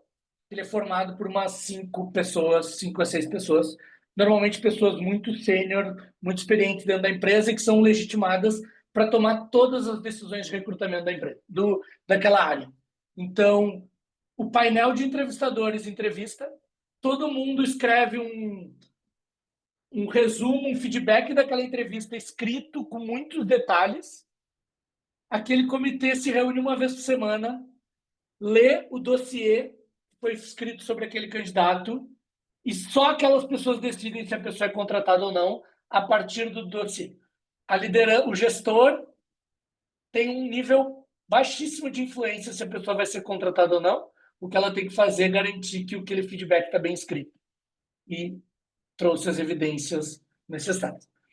Ele é um modelo bem debatível, porque acho que o maior debate nesse modelo é que o gestor tem uma baixa influência na decisão, mas ele cria, né, uma barra comum, e eu acho que o que ele faz de melhor é ele sobe muito o nível das avaliações. É impressionante a qualidade dos feedbacks que as lideranças começaram a responder aqui no Quinto Andar desde que a gente implementou o modelo de... E a gente tem tido muitos casos de pessoas que era isso. Contrato tem urgência, e aí quando parava, olhava e dizia, nossa, a pessoa não está à altura do que a gente está buscando. Depois tem um modelo que a gente chama de pipeline hacks. Ele é muito comum para vagas de tecnologia em escala, que é, você forma um pool de entrevistadores muito bem capacitado, e essas pessoas são responsáveis por entrevistar todos os candidatos, independente da área que a pessoa vai ser contratada. Então, você não contrata uma pessoa para a área, você contrata uma pessoa para a empresa. E aí você tem os seus melhores entrevistadores avaliando, chega no final, você aloca aquele candidato nas áreas que estão mais urgentes. Então, de novo, isso ele permite que você escale muito rápido um processo seletivo com um nível de qualidade, porque você bota, as pessoas vão ficando muito boas em entrevistar, elas, né, se aprofundam naquela entrevista, e aí você vai marcando candidatos nos melhores entrevistadores, não necessariamente nas pessoas que precisam entrevistar para uma posição específica. Você se protege de mau entrevistadores, idealmente. E aí o último formato, que é o debriefing, que é nas outras áreas, todas as áreas do Nubank, elas têm esse formato, que é nenhuma pessoa é contratada sem reunir todo mundo que participou daquele processo seletivo. Eles fazem um modelo que a gente chamava de Jockey-Pô, que era, começava no início do processo, ao mesmo tempo, cada entrevistador fazia com a mão sim ou não. Se fosse sim unânime, ainda tinha uma discussão. Se fosse não unânime, a pessoa era reprovada. E se tivesse variação, tinha um debate. E aí existia um decisor no final, que podia ser ou a pessoa mais sênior da sala ou o gestor. O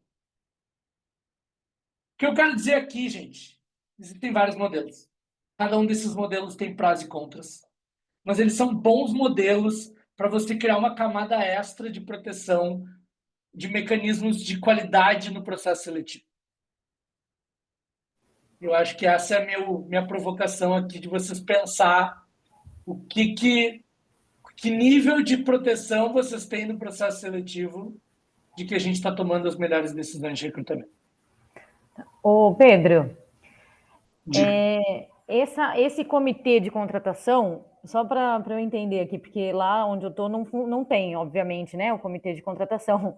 É só para eu entender, esse comitê de contratação, as pessoas, elas se baseiam, esses líderes sêniores, eles se baseiam em feedbacks, né, escritos. Eles não participaram das entrevistas, mas eles tipo assim, eles têm uma leitura de alguma coisa, de um texto muito bem feito, e eles, ok ou não, através dessa interpretação, é isso? Exatamente. Vamos imaginar o seguinte, toda vez que a gente contrata recrutadores aqui no Quinto Andar, eu sou a pessoa que faço a etapa técnica, o case técnico. E aí eu vou lá e eu sei o que eu estou buscando, quais são as skills que eu quero avaliar e os princípios de liderança. E aí termina a minha entrevista, eu escrevo um dossiê dizendo: eu fiz essa pergunta, a pessoa deu essa resposta, a partir dessa resposta, a evidência que eu encontrei de que a pessoa tem esse nível de proficiência nessa skill, eu boto para cada uma das coisas. Logo, a minha recomendação é contratar com esse ponto de atenção. Cada entrevistador faz a mesma coisa. Faz As isso. pessoas, meia hora antes dessa reunião, elas leem todo o dossiê. A gente marca um horário para as pessoas lerem os dossiês. E aí, quando elas entram na reunião, é para deliberar e discutir. Sim ou Ah, não. E não necessariamente a pessoa precisa ter entrevistado ou participar. Obviamente, só os aprovados. Quem vocês Só os reprovam, aprovados. vocês não fazem dossiê. Reprovou, nem passa por Exatamente. eles. Aham.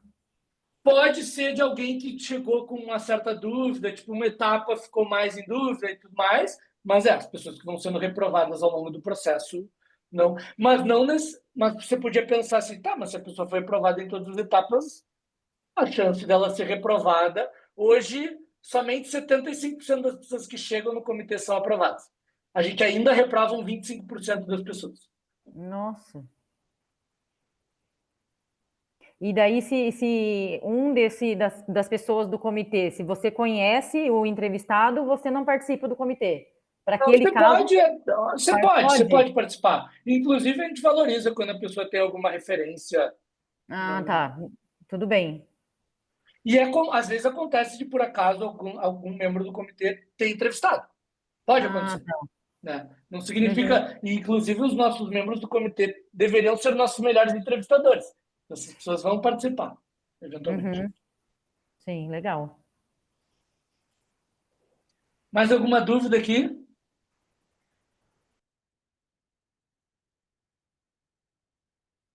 Vocês conhecem algum outro modelo que não algum desses?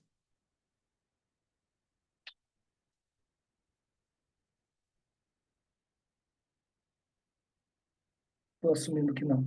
E as pessoas que estão com a câmera fechada, eu estou imaginando que vocês estão fazendo assim com a cabeça. Hoje a gente trabalha por gestão matricial. Então, eu tenho uma área técnica, e essa área técnica é como se ela fosse um comitê. Depois que passa pela equipe de atração e seleção, a área técnica, né, que hoje é uma gerência de educação, uma gerência de esporte, uma gerência de turismo, eles avaliam tecnicamente esse profissional. E quando passa por esse comitê, os candidatos selecionados que vão para a liderança do setor. Então, essa gerência fica na sede, que faz essa avaliação, e aí os profissionais selecionados vão para as unidades para poder fazer aí a parte de entrevista com a liderança. Muito bom. É mais um bom exemplo de mecanismos adicionais para garantir consistência e qualidade. Bora lá. Gente, se eu tivesse que deixar 4 coisas que eu realmente acredito sobre recrutamento e seleção, e eu sei que é meio pretensioso dizer anotem isso, mas é o que eu acredito tanto que eu gosto de falar. Acho que, primeiro, assim, contratar uma responsabilidade de todo mundo. Não é uma responsabilidade do time. Eu, como recrutador, que fui por muito tempo, eu não me sinto um prestador de serviço dentro da minha própria empresa. Eu me sinto um especialista na área, que eu estou lá para ajudar as lideranças, que eles têm a responsabilidade de contratar para suas áreas tomar as melhores decisões. Mas não é minha responsabilidade. Se demorar mais para contratar, quem se prejudica são os tomadores de decisão. Então, criar essa mentalidade na empresa que está todo mundo recrutando, e aí conecta para esse segundo ponto, que é os principais talentos demandam gestores engajados. Um gestor que não quer fazer alinhamento, que acha uma perda de tempo ficar entrevistando, que entra na entrevista de saco cheio, você pode fazer, você só não vai ter os melhores para contratar. As pessoas que a gente quer contratar normalmente estão bem, decidem onde querem trabalhar. Então, né, you better... É melhor você se focar e gastar tempo nisso. Então, acho que contratar um processo permanente, não um evento pontual. O movimento que eu estou fazendo hoje, né, eu estou aqui também contratando para o quinto andar. Eu adoraria que vocês todos saíssem pensando, nossa, que empresa legal para trabalhar, tem bo... Então, a gente está o tempo inteiro, todo momento recrutando, quando a gente marca um cafezinho para falar com alguém, quando a gente mantém relacionamento com uma pessoa né, um candidato que reprova, eu lembro, alguém falou, a Laura falou, de 50% das pessoas saíam. Aqueles candidatos a gente também tem que manter e nutrir, a gente está sempre contratando. E grandes talentos atraem grandes talentos. Todo mundo quer trabalhar nas empresas que são conhecidas por terem pessoas boas. Então, foquem em ter uma densidade de talento boa e conhecida das empresas de vocês que as pessoas vão querer entrar. E aí, conectando com o tema lá da marca empregadora. Não tem nada melhor do que você ter boas pessoas na sua empresa e para que outras queiram ir lá. Faz sentido? Obrigado, Viviane, pelo dedinho. Me sinto mais acolhido. Ó, Morgana. Valeu, gente. Agora a minha segunda pergunta, assim, se a gente fosse realizar uma pesquisa, eu sei que talvez já tem o Glassdoor que fala isso, então talvez vocês já tenham visto o Glassdoor das empresas de vocês, mas se a gente realizasse uma pesquisa com os candidatos que passaram por entrevistas nas empresas de vocês, como que vocês entendem que eles avaliariam o processo? O que seria o feedback, assim, e aí conectando com um pouco das coisas que a gente falou? É longo, é curto, é fácil, é difícil? As entrevistas são boas? O que vocês destacariam?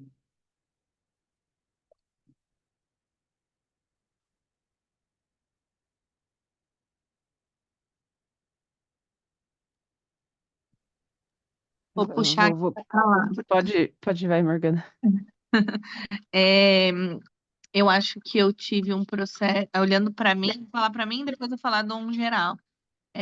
Eu tive um processo que me chamou muito a atenção para eu entrar na Ultracargo, tem 6 meses, né, que eu entrei, então tá bem fresco.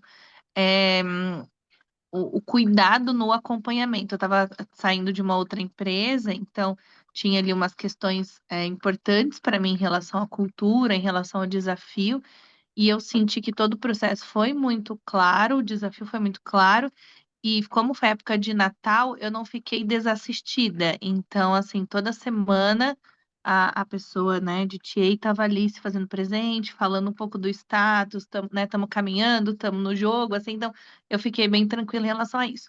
Eu acho que o desafio, agora olhando para todo mundo, é que a gente está no momento de estabelecer isso como um padrão, um processo padrão da companhia, e não a personificação daquela pessoa ali de recrutamento e seleção. Então, eu acho que para algumas posições acaba sendo mais longo, porque o gestor talvez não tenha tanta clareza do perfil que quer.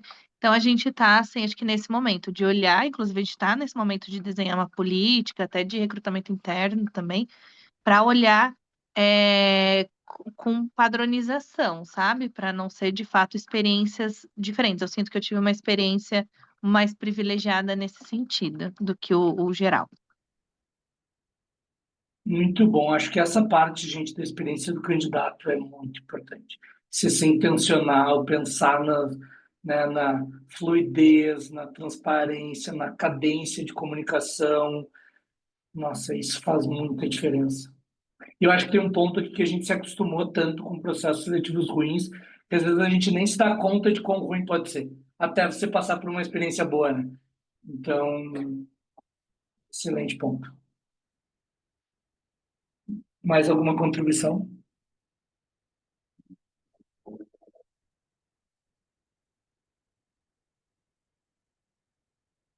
Tinha alguém que tinha tentado falar quando a Morgana ia falar.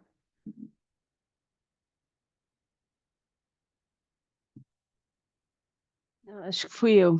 Eu ia falar que na minha empresa, acho que a gente passa um pouco pelo processo de tomada de decisão em algumas áreas que eu sinto que os gestores às vezes têm essa dificuldade. Acho que existe uma pressão em, né, sempre trazer a pessoa certa, né? Então acho que às vezes a demora entre, né, a última entrevista e de fato a tomada de decisão é, é um fator importante, assim. Acho que Não demora muito, né? A gente fala ali talvez de uma semana, mas eu acho que uma semana é muito tempo ainda.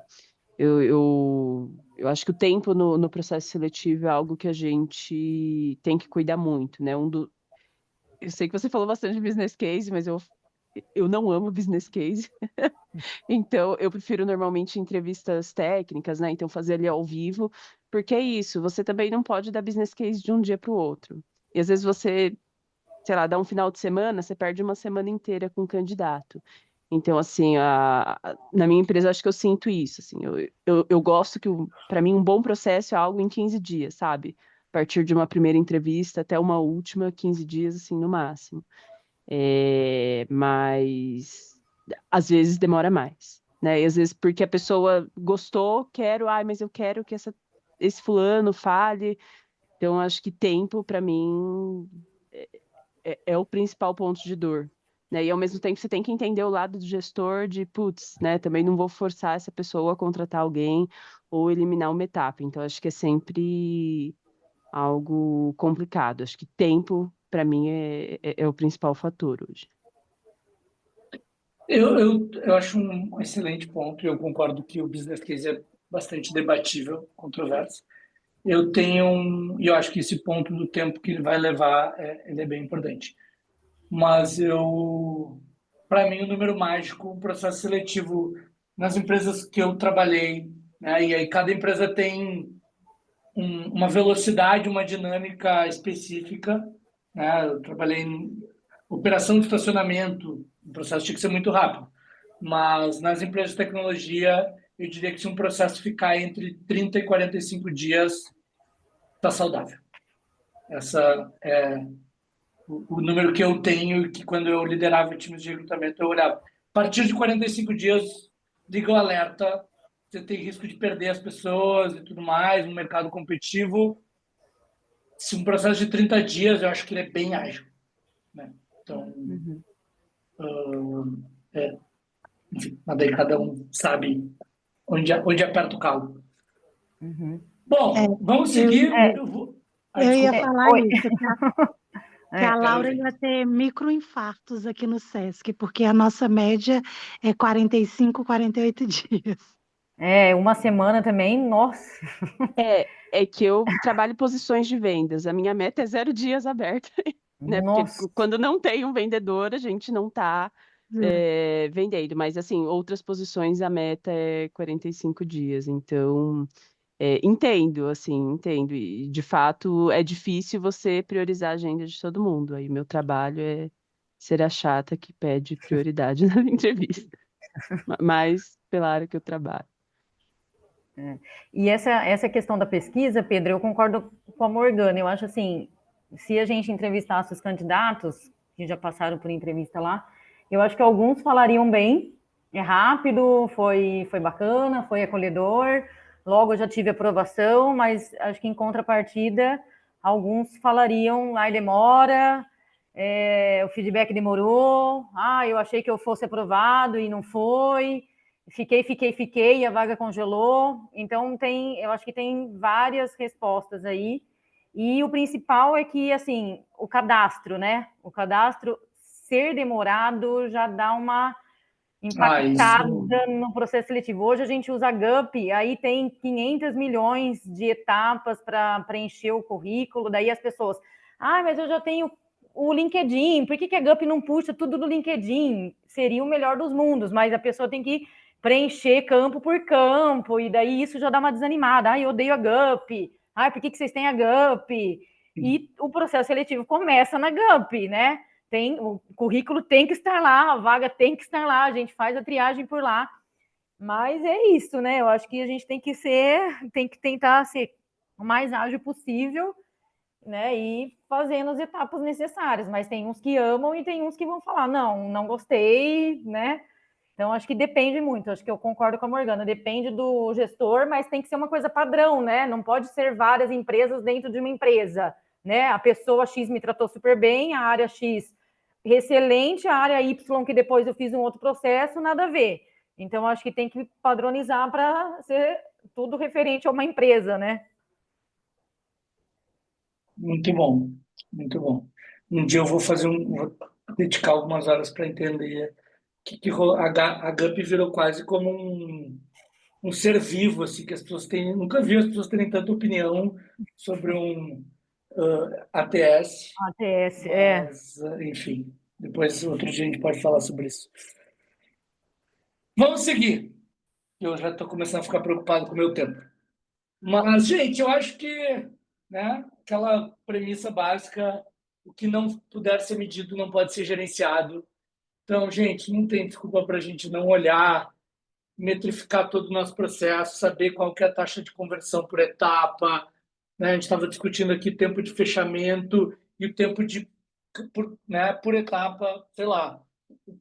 Você pode ter um processo que leva 45 dias, mas 3 semanas é na etapa do tal do business case, porque os candidatos estão levando.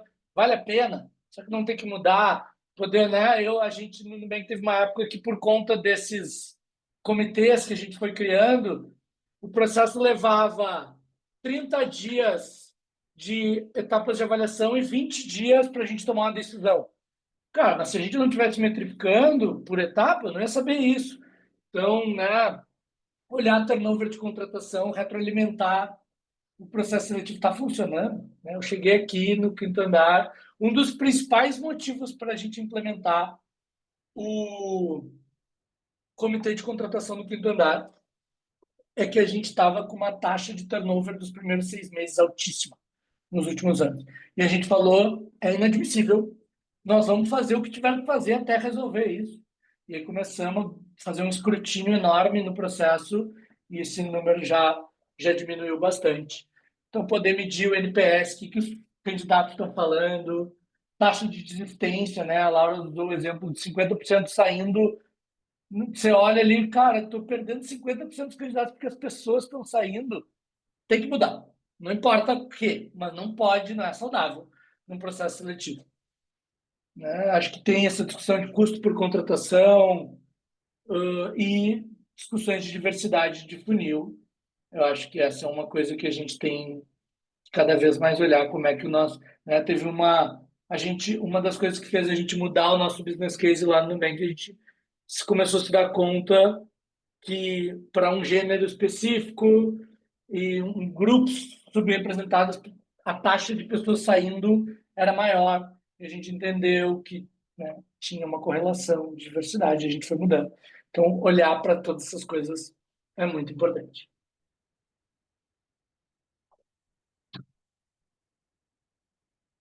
Deixa eu tomar uma água só para dar uma... Eu estou aqui há 1h20 falando. Vou falar um pouquinho de fontes de contratação. Nos próximos slides eu vou trazer algumas das coisas, estratégias que eu já vi serem usadas, que eu acho que podem dar algumas dicas para vocês. Sempre é bom lembrar que, né, recrutamento ele é quase como um funil de venda. Você tem inbound, outbound. Então, o inbound é tudo que você recebe proativamente dos candidatos. Então, só você ter uma marca empregadora forte, suas vagas estarem anunciadas no LinkedIn, sites de busca, isso aí o seu papel ali é filtrar as pessoas que você recebeu. E aí tem toda uma outra parte que é de outbound, que é você ir atrás e, né, eu vi poucas empresas conseguirem, tem algumas vagas específicas, mas contar somente com inbound para sua estratégia de recrutamento, né? Então, a gente tem que cada vez mais ir atrás e dentro desse mundo de outbound tem um pool de várias coisas legais que a gente pode fazer. É isso que eu quero contar para vocês agora. Então, de novo, acho que isso aqui, o último exemplo que eu peguei era esse workshop eu tinha dado para uma empresa da área de hospitais, de saúde, e aí a gente fez esse exercício pensando, preciso contratar mais enfermeiros, era o volume que eles contratavam. Então, obviamente, tem toda essa parte de busca ativa e tudo mais.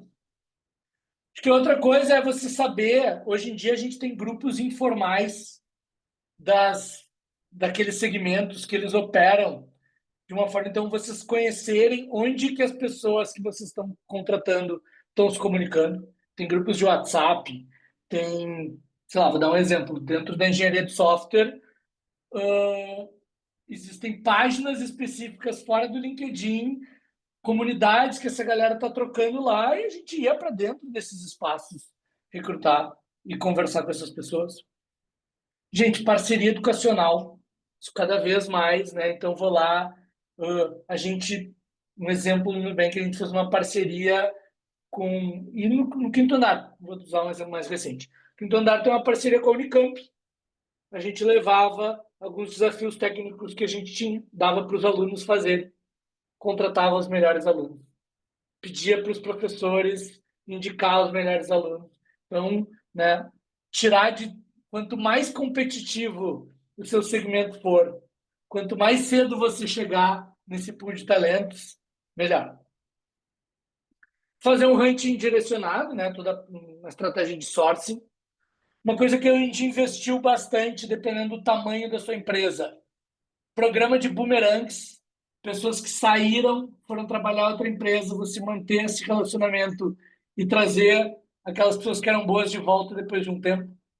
Às vezes é bem comum uma pessoa ir, achar que ia ser muito bom no outro lugar e ficar com vergonha de pedir para voltar. Então, se você mantém esse relacionamento, você pode trazer bons talentos. Programas de indicação. Em todo funil de recrutamento, a fonte que tem a melhor conversão em todas as empresas que eu trabalhei é a indicação. Então, gente, fazer um programa estruturado, pedir para as pessoas usar os principais talentos que você tem para retroalimentar. E se você só... não, mas as pessoas indicam quando elas lembram. Ajudem as pessoas a lembrar. Tem empresas que dão muito dinheiro para as pessoas que indicam e a pessoa é contratada e fica um tempo. Então, ele é um investimento que, pela minha experiência, tem um retorno bem positivo. Obviamente, outsourcing, né? Às vezes, cara, estou com muita dificuldade de contratar um perfil, as pessoas estão saindo muito, é muito caro se terceirizar, ter alguém fazendo isso por você. Cada vez mais essas discussões de gig economy. Então, né, o exemplo aqui que eu dei para a enfermagem, você tem um banco de plantonistas que estão ali, que vão fazer um trabalho temporário enquanto eu substituo uma vaga, né? Ter isso estruturado, planejado, com um contrato já assinado, às vezes é uma estratégia muito, muito inteligente. E toda essa parte de Open Talent, não sei quanto vocês já ouviram falar nisso, mas está cada vez mais comum as pessoas não quererem trabalhar só para uma empresa e elas quererem vender o seu serviço para diferentes empresas. Então, você tem um pool de talentos que você acessa quando você precisa. Um exemplo que eu citei nesse workshop que eu dei. Imagina que você tem uma pessoa muito específica uma área crítica de vocês, que ela não está mais disposta a trabalhar por 8 horas, talvez ela está aposentada, ela já está num momento, e você faz um contrato. Hoje, a gente tem no Quinto Andar um cara que fez o IPO de várias empresas de tecnologia. A gente assinou um contrato com ele que ele trabalha 12 horas por semana no Quinto Andar. E as outras horas ele dedica para várias outras empresas. Ele tem um contrato. E a gente só flexibilizou do nosso lado. Ele participa das nossas reuniões. Não é só um conselheiro. Ele está no dia a dia, ele bota a mão na massa. Então, cada vez mais está aberto para esse tipo de abordagem mais criativa. Vai permitir que vocês, inclusive conectado ao ponto da marca empregadora, talvez você não consiga acessar um talento específico num processo regular, mas você flexibilizando, tendo um contrato criativo, você possa trazer mais talentos. Hoje tem uma empresa, não sei se vocês já ouviram falar, o Chiefs Group. O Chiefs Group é uma plataforma que eles têm um pool de, sei lá quantos, milhares, de pessoas que são executivos que só trabalham sob demanda. E aí eles podem ser mentores de uma nova contratação que vocês fizeram. Eles podem cobrir temporariamente uma vaga que tá aberta. Então, existem vários desses recursos. C-Level as a Service, exatamente.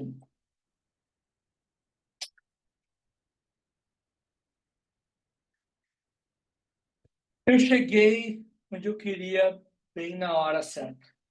Então, agora é o momento que a gente vai dividir vocês. Eu queria que vocês discutissem um pouco de tudo que a gente falou aqui, de técnicas de recrutamento, de estratégias, de formas de resolver o tema de recrutamento. O que vocês acham que as empresas de vocês mais se beneficiariam de adotar? E começar a simular, do tipo assim, tá, o que eu precisaria fazer para levar essa discussão para dentro da minha empresa? Então, a Bia vai ajudar a dividir vocês em alguns grupos para vocês trocarem, e aí depois a gente vai voltar aqui, discutir isso e fazer um fechamento. Vamos fazer 15 minutos de discussão, vocês voltam e aí a gente fecha. Bia, você me ajuda? Ficou claro? Que é a atividade? Muito bom.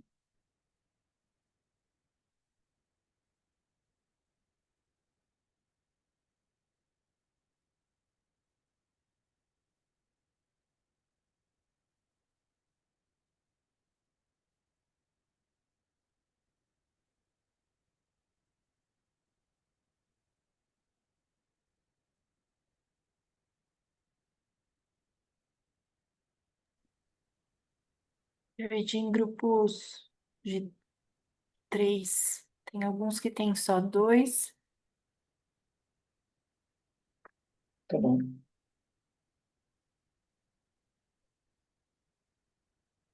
Vou passar. Acho que a Fernanda ficou sozinha. Deixa eu passar ela pro 2.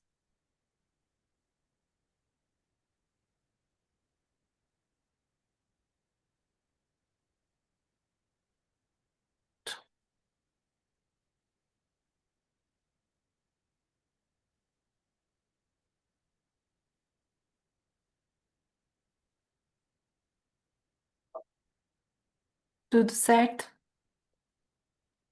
Tudo certo, eu te pergunto, acho que o nível de engajamento está adequado, está Tá maior, bom. menor? Tá. Tá melhor do que nos outros dias, inclusive. Você conseguiu puxar bastante. Bom, Acho que foi acho que boa eu, a usei- ideia eu apelei para dizer que era a minha última aula, e as pessoas ficaram com pena. ficar no pé. Poxa vida.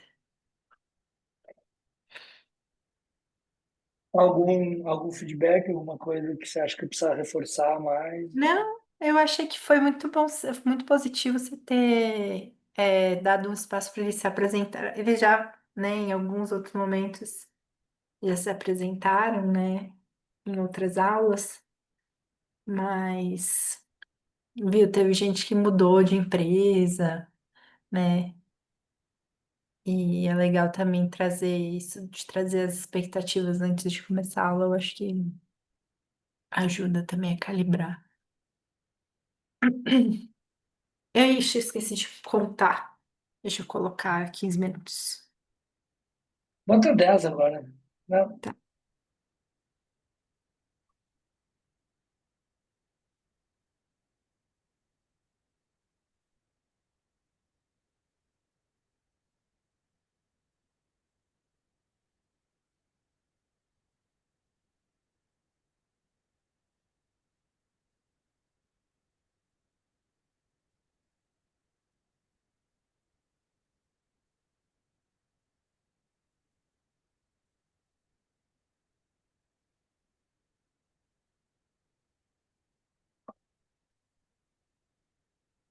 e eles têm mais de aula? Eles têm organizações que aprendem, formação de Algum game? lideranças. Isso é o que eu tenho de cabeça. Deixa eu pegar o calendário aqui. Mas tem umas 3, 4 aulas. E o fechamento vai ser agora, dia 7 de agosto.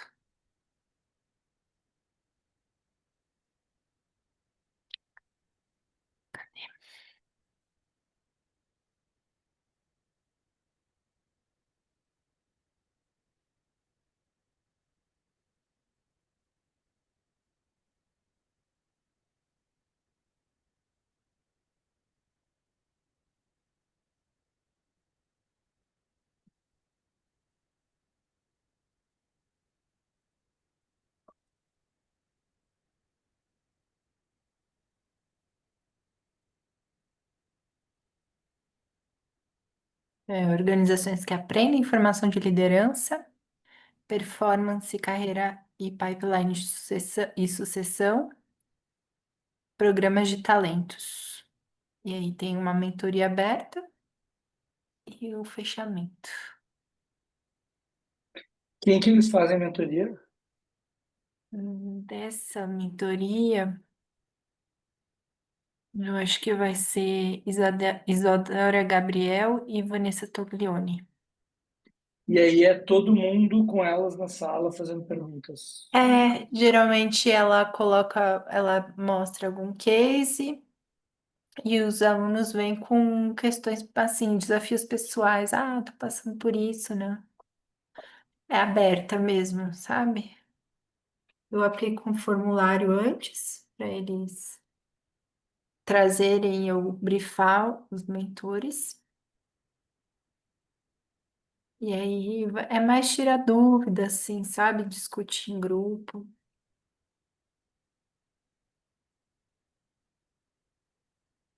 Muito bom. Mas eu estou numa fase que eu já não aguento mais falar de recrutamento. Não quer. Eu gosto, mas eu preciso. Esse quer Eu trocar de já tô me tema, né? repetindo nos meus exemplos. Sabe quando você não aguenta mais se ouvir?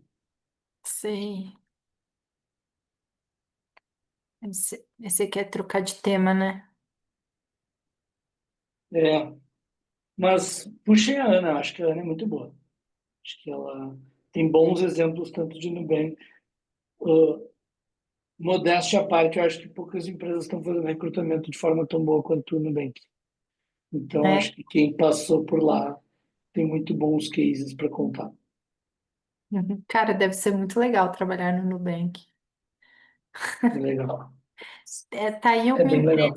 sim, é uma empresa que eu admiro muito, sabe? Eu nunca tive nenhum problema com o Nubank. É super fácil de usar, é super intuitivo. Você tem, se você tem algum problema, eles resolvem na hora, pelo chat. É bom, né? Eu concordo. É, que eu passo muita raiva com o Itaú. Sim. Nossa. E eu sempre, tipo, na empresa que eu tava antes e agora, eu sou obrigada a receber o salário pelo Itaú, né? Aí eu Uhum. recebo salário, eu já na hora eu passo um Pix pro meu bem. Eu não quero nem o dinheiro Uhum. meu rodando no Itaú. Eu fico muito brava com ele. E eu amo o Nubank. É bom, eles oferecem boas opções de investimento. Né? Muito bom. Eu sou suspeito, gosto de falar bastante.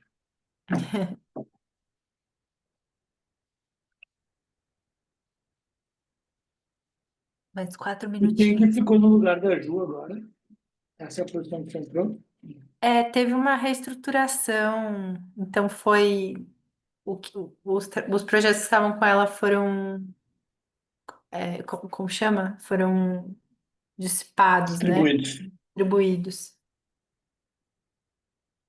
Esse projeto, por exemplo, era dela. Só que aí eu entrei, né? Ela que me contratou. Eu entrei, ela já passou para mim. E, e os que estavam com ela, mas se eu não me engano, ela tá com um pé aqui e um pé lá. Ela tá fazendo. Entendi.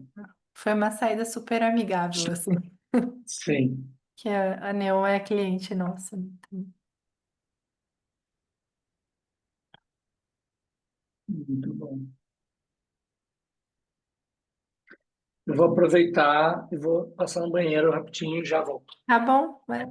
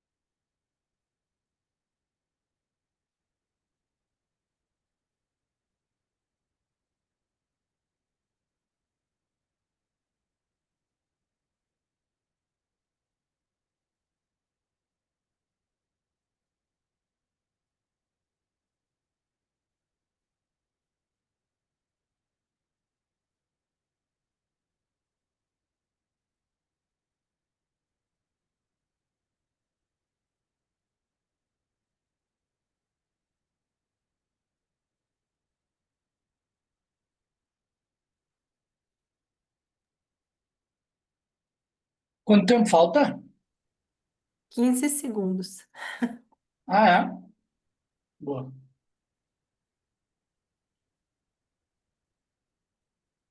Eu vou chamar, eles têm 1 minuto para sair da sala, tá?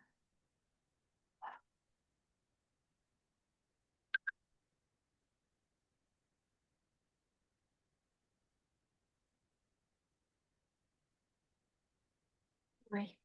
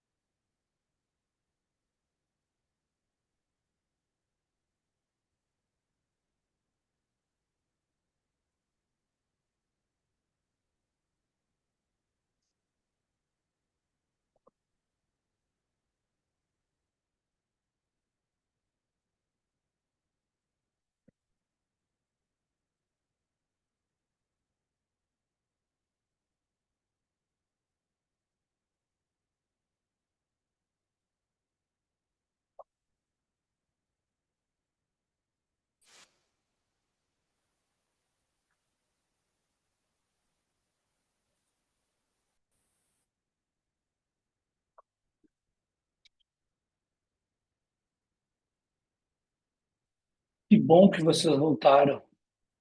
Eu já vi muitas vezes as pessoas mandam para os breakout rooms, todo mundo aproveita e vai embora. Então, me sinto muito honrado de ter vocês aqui de volta.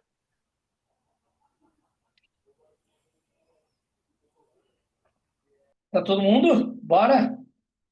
E aí, gente, queria ouvir como é que foi, vocês digeriram sobre o que a gente falou, vocês aprenderam dos outros sobre si mesmo.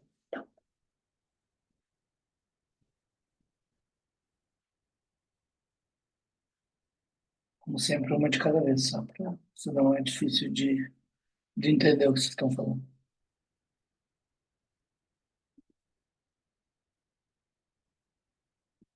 Acho que no final eu estava falando bastante com a Relíquia do volume e qualidade, né? A gente estava falando de estratégias de atração, né? Aí a gente entrou um pouco em temas de marca empregadora, etc.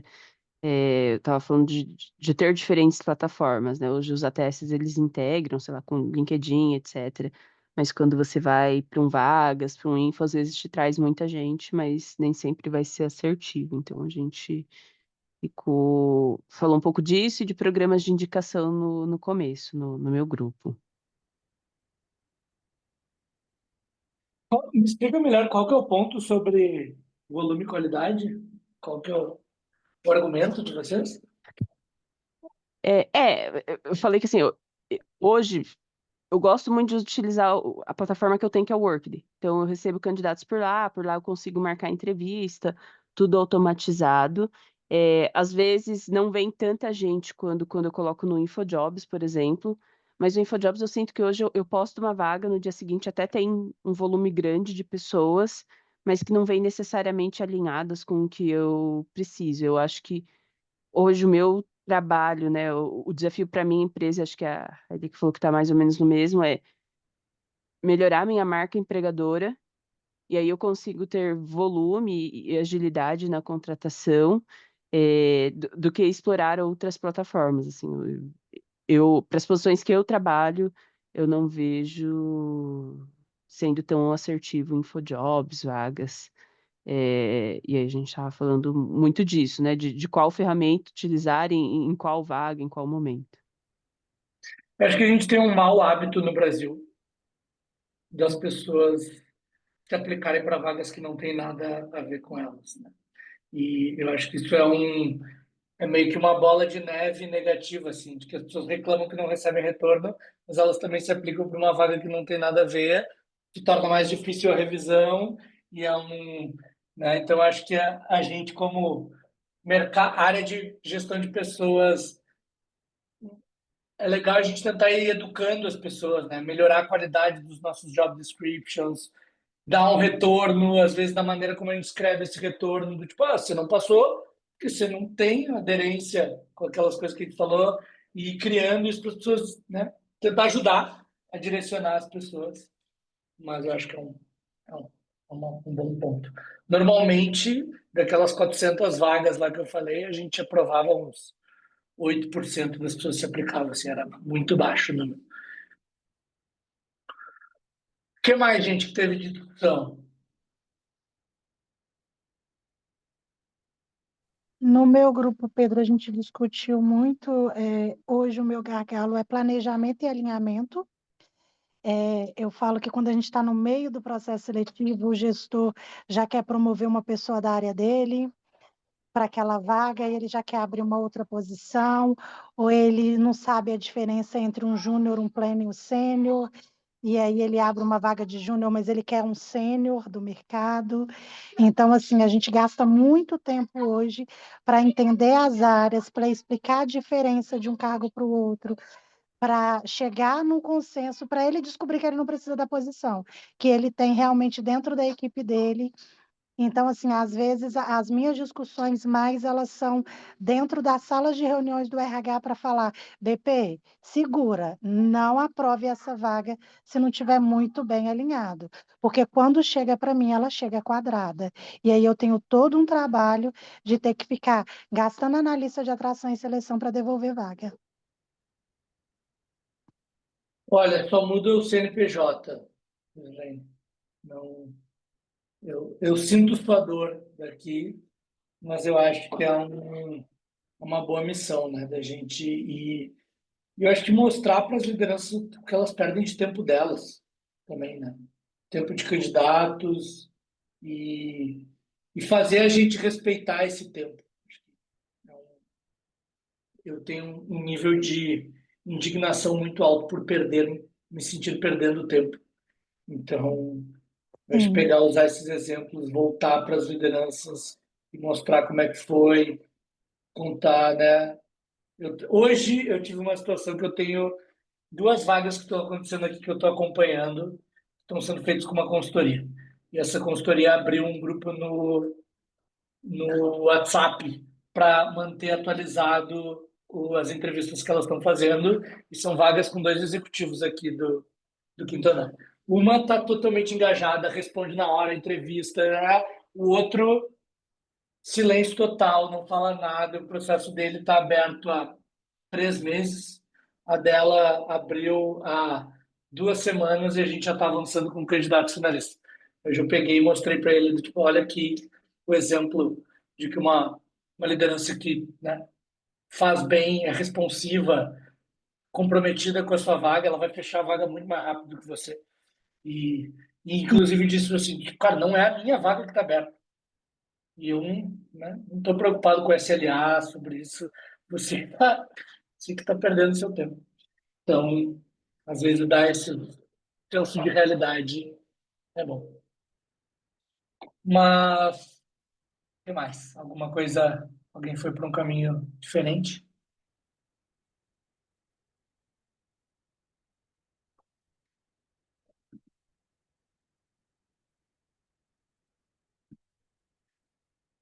Eu vou, então, já são 9 da noite, todo mundo deve estar com fome, com sono. Vou só fazer um resumão, gente, porque eu acho que se você tivesse que sair daqui com algumas principais aprendizados, é o que eu gostaria de passar. Acho que primeiro de tudo é se todo mundo quer contratar os melhores talentos. O desafio é ter muito claro o que é melhor talento para a sua empresa. Talvez o que é melhor talento para Plurix não é o que é melhor talento para o Quinto Andar, que não é o melhor para o SESC. Então, poder definir isso muito claro é muito importante. Ser muito intencional no que vocês esperam que as pessoas digam sobre o processo seletivo de vocês. Então, né, as pessoas também, os candidatos que a gente quer contratar, eles também estão entrevistando a empresa. Então, se uma pessoa é babaca numa entrevista, se ela se atrasa, se ela faz pouco caso, se ela boceja, né? Várias coisas que mostram, que estão dando sinais sobre a gente. Então, sejam bem intencionais quanto a isso. Acho que isso é levar muito a sério, assim. Eu digo, recrutamento é uma coisa muito cara para ser feita de qualquer jeito. Cara em todos os sentidos. Então, acho que criar essa mentalidade é muito importante. Tem um ponto que a gente discutiu muito aqui sobre é impossível, e esse é um statement forte, contratar rápido com qualidade e baixo custo. Talvez a AI resolva isso no futuro. Eu não conheço. Então, vocês têm que saber muito o que vocês estão priorizando na empresa de vocês. Se é velocidade, está tudo bem. E, de novo, cada um sabe, né? Na Índigo, estacionamento, velocidade era mais importante que qualidade. Era melhor ter alguém rápido no estacionamento e mudar se fosse necessário do que atrasar demais. No quinto andar, numa empresa de tecnologia, o preço de você contratar errado é muito alto. É tempo de onboarding. Né? Então, saibam, discutam sobre isso. Acho que a gente, né, alguém trouxe aqui do tipo, tem que contratar muito rápido e tal. Você está conseguindo contratar rápido e com uma taxa de assertividade alta? Se sim, acho que o ideal é você estar aqui no próximo contando como fazer isso. Eu ainda não conheci como juntar e priorizar essas três coisas ao mesmo tempo. Acho que o processo, pensar no processo seletivo como a capacidade de encontrar evidências para esses 4 aspectos: conhecimentos, comportamentos, resultados e nível de motivação. Não adianta só dizer. A gente falava muito nas minhas 2 experiências mais recentes, que é não contratar por pedigree e não contratar por feeling. Aquela coisa do tipo, eu acho que a Séries vai dar bem aqui, eu acho que a Camila tem perfil do quinto andar. Não, mas foram as evidências que eu encontrei a partir do meu processo seletivo que me indica que vale a pena a gente tomar essa decisão. Então, provoquem essas conversas. Né? Criar essa cultura de estamos sempre recrutando, recrutar uma responsabilidade coletiva. Lembrar que auto turnover não é um desafio só de recrutamento. Já vi, tá todo mundo saindo, então vai lá e resolve o recrutamento. Cara, recrutamento é uma parte. Como é que essas pessoas estão sendo recebidas? Como é que estão essas lideranças? Então, acho que tem né, esse jogo da gente se posicionar enquanto área, e aqui eu falo para os meus colegas de recrutamento, e lembrar que o que não puder ser medido não tem como ser gerenciado. Então, foquem em criar boas métricas, invistam num bom ATS. Se tiver que ser em planilha, façam em planilha, mas não abram mão de ter bons dados nos processos de vocês. Era isso que eu tinha para dizer. A gente tem 5 minutos se alguém quiser fazer alguma pergunta, fazer algum comentário final. E eu acho que era isso.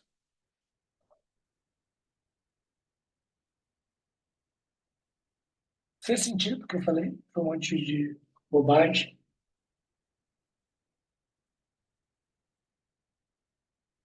A Ingrid mandou palminhas. Obrigado, Ingrid. Acho que fez sentido, Pedro. Tudo que você falou, acho que fez sentido. Infelizmente, né, por alguns pontos, felizmente por outros, mas foi bacana. Acho que foi bem enriquecedor. Fez sentido sim. Feliz. Apesar de você ter alugado um triplex na nossa cabeça aqui com algumas coisas, mas fez total sentido. Eu não prometi que eu não ia fazer isso, que eu não ia provocar. Mas. Não, mas, gente, eu acho que é isso. Essa capacidade de escolher as nossas batalhas, né? Nenhuma empresa vai sair do 0 para o 100. Então, quais são as coisas que vocês querem ir testando? Pega, cria uma área. Uma coisa que eu fazia muito tava muita resistência para implementar uma coisa nova. Escolhe uma liderança que topa fazer isso com vocês, testem e usem esse case para as outras pessoas ficarem com FOMO, sabe aquela expressão do Fear of Missing Out? Então vocês vão lá e contam. Acho que essa costuma funcionar muito bem. Eu estou a um LinkedIn de distância, então se quiserem ficarem pensando em alguma coisa, quiserem tirar uma dúvida eu sempre respondo. Posso levar um pouco mais, um pouco menos, mas eu respondo. Então, podem me adicionar lá, botar meu nome aqui e, e fico na torcida de ver as áreas de recrutamento evoluindo cada vez mais. Tá bom, gente? Uma boa noite. Obrigado por terem ficado comigo aqui até o fim. Boa noite, Obrigada. Luiz. Obrigada, Trabalho em Pedro. Boa noite, aula, pessoal. por favor. Obrigada Boa noite, pela aula. obrigada.